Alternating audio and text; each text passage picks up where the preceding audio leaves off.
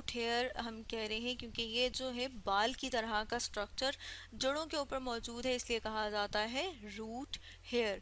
इसी तरह हम देख रहे हैं कि ये जाइलम जो है ये भी पाइप की तरह का स्ट्रक्चर है, जो हम देख रहे हैं कि यहाँ से लेके ऊपर तक मौजूद होता है।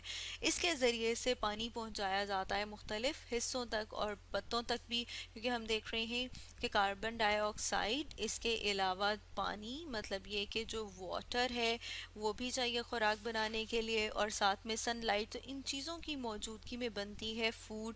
और फूड को पत्तों से फ्लोएम के ज़रिए से पौधे के जो मुख्तलिफ हिस्से हैं उन तक पहुंचाया जाता है। तो हम देख रहे हैं कि यहाँ पर भी बहुत सारे सेल्स एक दूसरे के साथ इंटरेक्ट कर रहे हैं, एक दूसरे के साथ मिल के काम कर रहे हैं। तो इस तरह से हम देखते हैं कि बहुत सारे सेल्स मिल के काम करते हैं मल्टी सेलुलर ऑर्गेनिज्म में। तो स्टूडेंट्स, आज हमने स्टडी किया how do cells in multicellular organisms work के बारे में।